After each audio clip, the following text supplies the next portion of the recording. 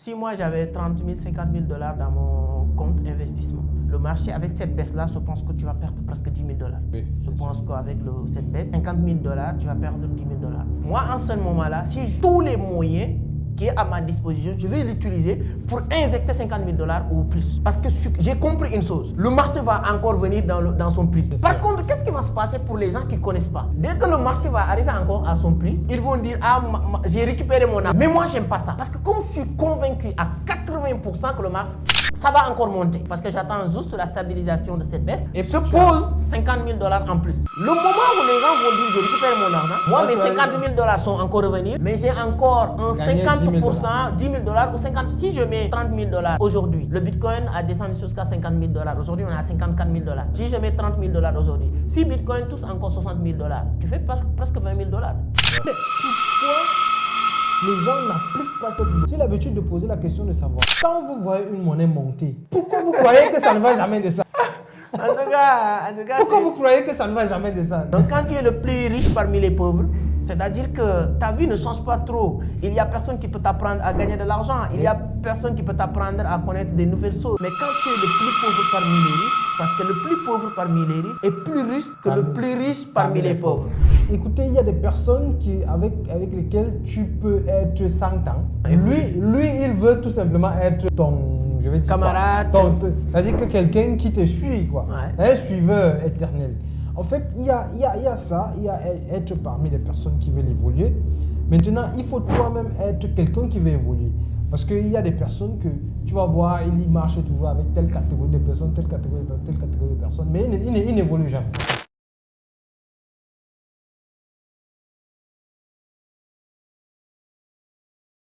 Moi, je fais beaucoup de formations dans la vie, mais surtout dans le domaine du trading. Et surtout d'autres domaines, mais je me suis rendu compte à une chose, 90% des formations que tu vas faire, il y a la partie psychologie, développement personnel au début de la formation. Tu viens même pour faire formation trading sur certains trucs, il y a vraiment une partie développement personnel, comme on dit, te préparer mentalement pour comprendre que tout ça aussi c'est dont il fait partie. Donc c'est très important que les gens comprennent que la tête joue un rôle hyper important de notre évolution. Oui, j'ai l'habitude de dire que 80% de notre réussite dans le trading dépend de nos émotions. 80% est psychologique. Le trading d'ailleurs même est psychologique. Beaucoup plus psychologique que technique. Il faut donc juste être quelqu'un qui a de la logique. Ouais. C'est-à-dire, j'ai l'habitude de poser la question à l'entame de mes formations que si vous venez à la maison, vous rentrez le soir, vous trouvez votre enfant sur la table, quel sera votre premier réflexe? Je vous pose la question. Vous trouvez votre enfant sur la table. C'est de le prendre à la... Si je vois que la table, est-ce que c'est sécurisé ou pas, je suis en tout cas heureux de le voir. Quand je suis arrivé, je le prends. Oui, tu le prends déjà. Bon, imaginez que voilà, il est sur une table haute. Ouais. Oui, qu'est-ce que tu vas lui demander de faire? Pourquoi il est là? Pour qui l'a fait monter ici? Et puis, bien entendu, tu vas lui demander de descendre. Oui, bien sûr. Je vais le descendre même moi-même. Voilà. Donc, c'est la logique, ça. C'est la logique. En fait, si tu vois ton enfant monter sur l'arbre, tu vas lui demander, tu vas lui dire, tu vas tomber. Tu vas tomber, il faut descendre. Mais pourquoi les gens n'appliquent pas cette logique dans le trading? J'ai l'habitude de poser la question de savoir, quand vous voyez une monnaie monter, ça va descendre. Pourquoi vous croyez que ça ne va jamais descendre? En tout cas, pourquoi vous croyez que ça ne va jamais descendre? C'est une bonne stratégie. Oui, mais pourquoi vous croyez que quand ça descend, ça ne va pas monter? Moi, je ne parle pas de cette montée, mais j'ai une stratégie sur le trading, peut-être que je vais partager. C'est-à-dire que j'adore quand les monnaies sont en baisse. Quand les monnaies en baisse, moi je fais du trading, je suis un grand holder, donc j'ai beaucoup d'argent sur le marché. Mais comme cette période-là, je ne sais pas quand est-ce que cette vidéo va être partagée, mais aujourd'hui c'est le 4, on est, je pense, le 5. Le 5 juillet, c'est une période vraiment baissière du marché. Ouais.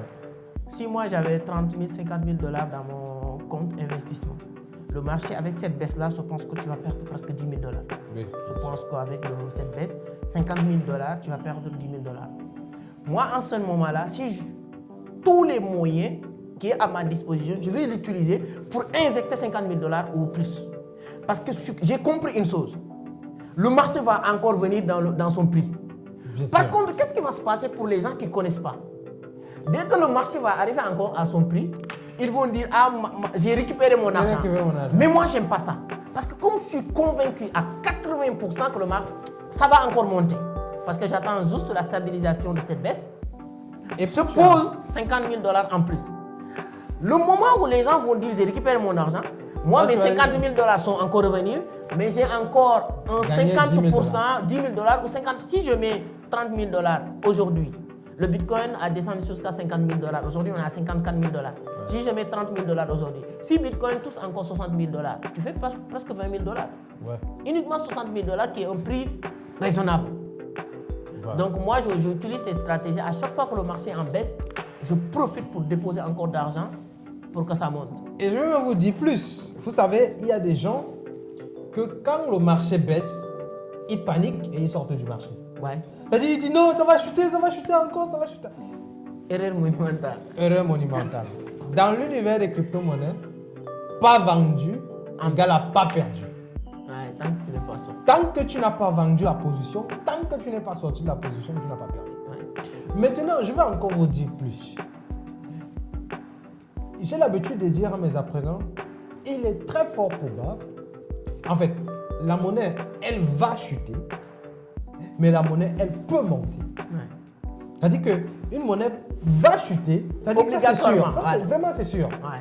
Pourquoi ça monte? Parce qu'il y a injection de liquidité, tout le monde investit, ça prend de la valeur. Et quand ça prend de la valeur, les gens qui ont investi, ils vont faire quoi? Sortir. Ils vont retirer. Et quand ils vont retirer, qu'est-ce que ça va faire? Ça va chuter. Ouais. Mais est-ce que la deuxième fois, il y aura... Le projet va attirer autant de personnes pour qu'ils mettent encore de l'argent pour que ça remonte? Ça, il n'y a pas de certitude. Il n'y a pas de certitude. Donc, c'est pour ça que je dis souvent aux gens, ça va descendre, mais ça peut monter. Beaucoup de personnes entrent dans l'univers des crypto-monnaies et innovent au fur et à mesure, découvrent de nouvelles choses. Il y a des stratégies de trading qui n'existaient pas avant. Il y a des outils d'analyse qui n'existaient pas avant, qui existent aujourd'hui. Si par exemple, moi, l'une des choses qui me fait en sorte que je crée Digital Solutions and Consulting, un centre de formation, c'est parce que moi-même, je veux rester en constante évolution. Parce qu'au fil du temps, plus tu enseignes, plus tu es appelé à apprendre pour enseigner. Oui, exactement. Donc, un bon enseignant, c'est celui qui apprend. Ouais. Il faut être toujours le plus pauvre parmi les riches que d'être le plus riche parmi les pauvres. Quand tu es le plus riche parmi les pauvres, tu es aussi pauvre. Comme on dit, même si tu gagnes le course de rat, tu restes un rat. Donc quand tu es le plus riche parmi les pauvres, c'est-à-dire que ta vie ne change pas trop. Il n'y a personne qui peut t'apprendre à gagner de l'argent. Il n'y a personne qui peut t'apprendre à connaître de nouvelles choses. Mais quand tu es le plus pauvre parmi les riches, parce que le plus pauvre parmi les riches est plus riche que le plus riche parmi les pauvres. Effectivement, on dit souvent que quand tu marches avec 4 personnes riches, tu es le cinquième. Tu es le cinquième. Ça, c'est... Bon, maintenant, écoute, ça c'est pour des personnes qui veulent avancer. Hein. Ouais. Écoutez, il y a des personnes avec lesquelles tu peux être 100 ans. Lui, il veut tout simplement être ton, je vais dire camarade. C'est-à-dire que quelqu'un qui te suit, quoi. Ouais. Un suiveur éternel. En fait, il y a ça, il y a être parmi les personnes qui veulent évoluer. Maintenant, il faut toi-même être quelqu'un qui veut évoluer. Parce qu'il y a des personnes que tu vas voir, ils marchent toujours avec telle catégorie de personnes, telle catégorie de personnes, mais ils n'évoluent jamais. Toi, tu crois à ça avec votre expérience? Tu crois que vraiment, moi je le dis souvent dans mes vidéos, vraiment je pense que la pauvreté c'est mental. Quand la personne enlève toutes ces barrières mentales, ces croyances que je ne peux pas le faire, je ne peux pas atteindre certains niveaux, et en même temps manque de connaissances, d'informations, je pense que c'est tous ces manques d'informations, de connaissances, qui est la pauvreté mentale qui va se répercuter sur la pauvreté physique. Est-ce que toi, c'est ta perception ou bien tu penses que la pauvreté, c'est... Oui, la pauvreté est d'abord mentale. Vraiment, la pauvreté est d'abord mentale. Parce que c'est vrai, si tu ne changes pas ta perception des choses, si tu ne changes pas ta façon de voir les choses, tu seras toujours pauvre. Parfois, si je n'étais pas quelqu'un qui était genre, ça fait partie du game et ça n'enlève rien à ta façon de concevoir les choses, je pense que j'aurais déjà abandonné. Parce qu'il y a des personnes que quand ils perdent un peu d'argent, ils se disent non, non, non, vraiment, cette affaire-ci, je ne peux pas. Et vraiment, ça c'est un état d'esprit en fait. C'est-à-dire que si tu ne te dis pas que ça fait partie du game, c'est comme ça que ça fonctionne. Et donc, il faut savoir comment marcher dans cet univers, changer ta perception de perdre de l'argent. Et moi, j'ai l'habitude de dire à mes apprenants qu'on a la malchance que l'argent fait partie de la matière première du trading. C'est-à-dire qu'il y a d'autres qui manient par exemple du sel pour vendre du sel. Quand ils vendent du sel, ils ont de l'argent. Il y a d'autres qui vendent du sucre, ils ont de l'argent. Quand il y a des personnes qui vendent du savon, ils ont de l'argent. Mais nous, on doit vendre de l'argent pour avoir de l'argent.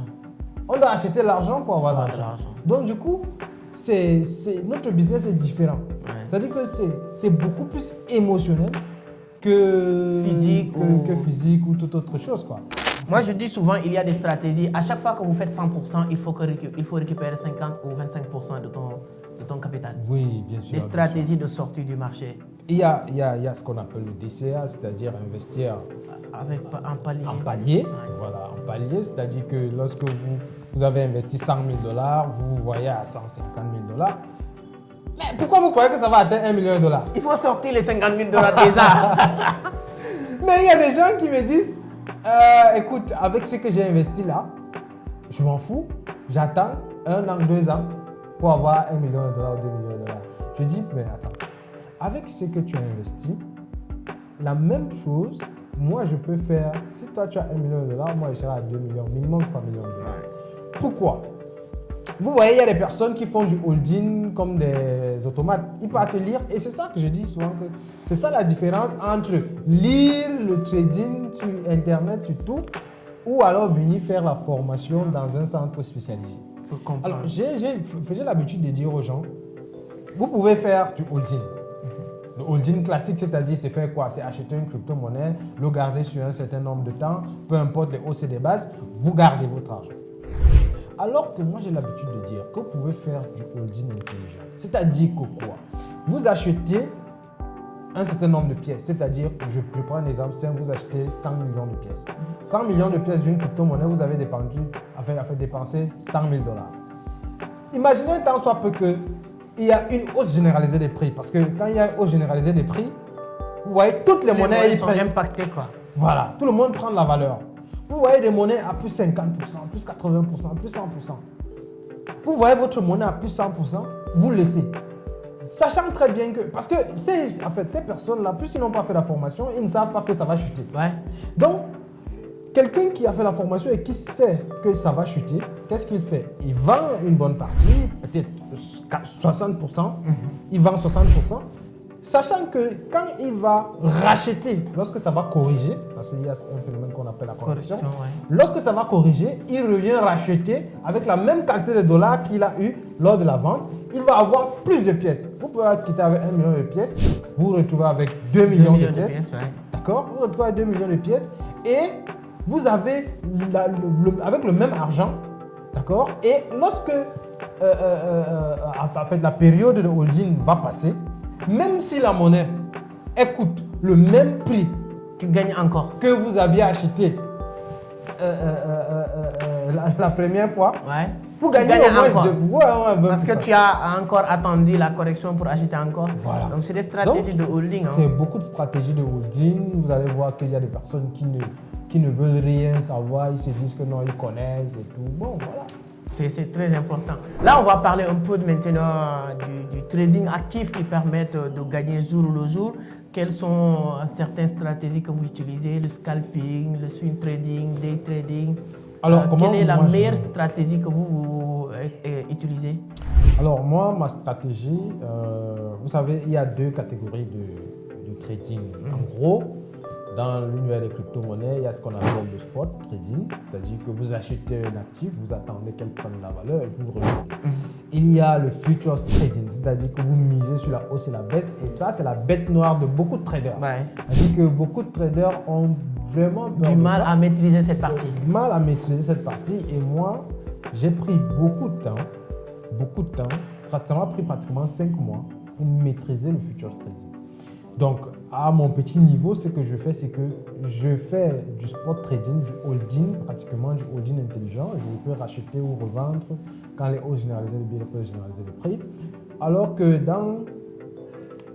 notamment quand j'achète, c'est que j'ai bien évalué la potentialité de rendement de la crypto-monnaie. C'est que je ne pars pas acheter n'importe quelle crypto-monnaie aussi. Non, c'est beaucoup d'études à faire. Mais maintenant, qu'est-ce qu'il faut faire?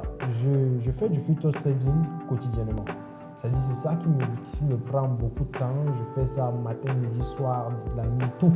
Donc c'est ça qui m'occupe. Donc au jour le jour, je trade en futures, mais en spot trading, j'achète et puis j'attends les hausses généralisées et les hausses généralisées des prix. Moi j'ai l'habitude de dire aux gens que quand vous faites simplement du holding, en réalité vous n'êtes pas véritablement un trader. Voilà. Vous êtes un investisseur. Vous êtes un investisseur. Voilà. Alors qu'un trader, c'est quelqu'un qui a la capacité de prendre position, faire de l'argent jour le jour. Ouais. En tout cas, c'est très intéressant. Et toi, quelle est ta stratégie? Moi, sur le trading, je prends des positions longues souvent sur le marché. Ça me permet de ne pas être tout le temps, après avoir fait une bonne analyse. Moi et mon équipe, nous, notre stratégie même, c'est des analyses de l'équipe qu'on fait. Ouais. Donc, on est presque 7 personnes. Et une fois être d'accord sur certaines positions, on peut prendre. Moi, souvent, je prends des positions pour une week et une semaine. Tout ça, je laisse tomber comme ça. Souvent, je prends aussi sur le futur, des positions comme aujourd'hui, j'attends juste la correction du Bitcoin. Je prends une position avec effet de levier x2 ou x3, très simple.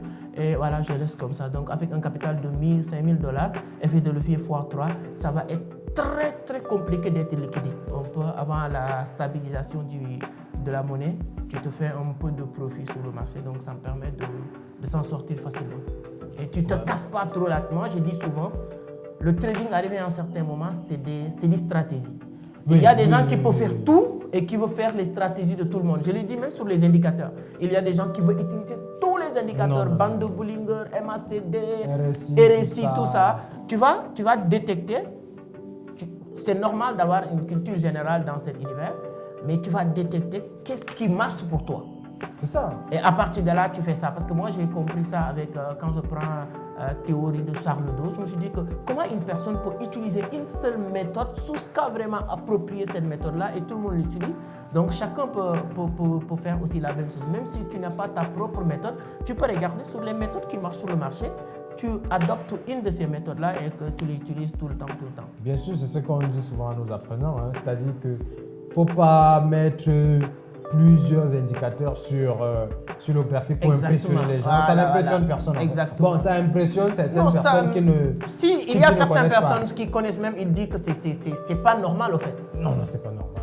C'est pas normal. Donc, moi, j'ai l'habitude de dire la meilleure stratégie, c'est la stratégie simple. Exactement. Analyse de tendance, support résistance, une analyse technique, c'est-à-dire un indicateur technique. D'accord. Et puis un indicateur de confirmation, c'est exactement. C'est-à-dire que ne pas trop saturer son... Moi, je le dis, moi je dis même les débutants, quand vous êtes débutant, tu ne connais pas encore très bien, vraiment le support et résistance est quelque chose de très simple. Bien sûr. Tu sais vraiment là où le marché est stabilisé et bloqué et là où le marché aussi a du mal à dépasser. Voilà. Tu commences à regarder sur ces deux-là et surtout si vous utilisez les bougies à chaque fois qu'il y a une bougie de confirmation, tu suis juste l'évolution du marché. En fait, je pense que ça peut aider beaucoup de personnes. En tout cas, c'est très intéressant, innocent. Les gens qui veulent venir ici, vous voir, découvrir comment ça se passe, mais je pense que dans les jours à venir, avec notre collaboration, ne vous inquiétez pas, pour la famille ou la communauté entreprendre autrement, on va vous donner beaucoup plus d'informations. Comment vous pouvez faire pour bénéficier aussi des accompagnements. Il y a des gens aussi, la communauté qui nous dit assez que malheureusement, on n'a pas la possibilité, la chance de venir participer, comme vous le savez, les séances de vendredi que je partage souvent sur la page.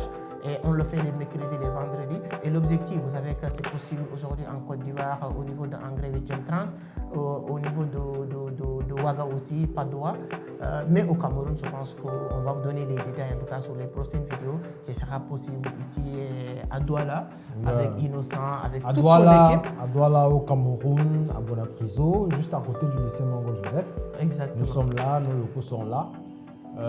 Voilà, on communique également sur nos pages Digital Solutions and Consulting Facebook.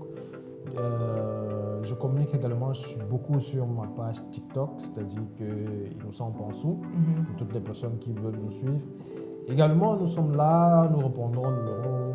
Ouais, actuellement, je dirais même en Afrique centrale, ça sera très difficile de parler parce que moi, c'est pas même uniquement à l'entreprise, je connaissais les compétences vraiment de Innocent depuis très fort longtemps. Donc je sais que Innocent, avec son entreprise, ça doit être une obligation de faire cette collaboration avec Vision d'Afrique. Ça va être numéro 1 ici et on va envoyer vraiment la communauté. Donc ce sera un grand plaisir. Bon, il y a certaines personnes peut-être qui vont passer sur Entreprendre Autrement aujourd'hui pour regarder cette vidéo, d'autres sur ta page. Ta page YouTube, c'est quoi? Ma page YouTube, c'est Digital Solutions and Consulting. Donc, Digital Solutions and Consulting ou Entreprendre depuis. Voilà, je vais mettre même le lien de ces pages-là sur la barre de description. Si vous passez bien sûr par Entreprendre Autrement déjà, vous pouvez parce que comme on a organisé ou animé cette interview, on va le partager sur plaisir, mais sur la barre de description, vous allez avoir toutes ces informations. Vous pouvez aller checker. Il est aussi possible de donner le numéro, c'est-à-dire pour celui qui veut nous contacter au Cameroun, qui est là au Cameroun, peut nous contacter sur le numéro de plus 237 6 96 24 38 90. Je me répète, plus 237 6 96 24 38 90. Vous pouvez nous contacter. On va mettre même sur la barre, vous allez voir le numéro, vous pouvez capturer pour contacter, vous allez avoir beaucoup plus d'informations. En tout cas, il y a beaucoup de bons sources sur Internet, mais il y a aussi des gens mal intentionnés sur Internet pour venir faire du n'importe quoi. Merci, c'est toujours un plaisir. Merci beaucoup, Innocent. Merci beaucoup. C'était un plaisir de passer, de faire cette rencontre avec vous. Et ce n'est que le début de notre aventure. Et je sais qu'il y a énormément de choses à faire dans ce continent. Sénégal a besoin de vous, la Côte d'Ivoire a besoin de vous, toute l'Afrique entière a besoin de vous et les compétences. Et donc, je pense qu'on aura l'occasion de faire beaucoup de bonnes choses. En tout cas, l'Afrique vous a déjà vu et veut vous voir encore plus grand. Merci beaucoup, merci. Merci les amis.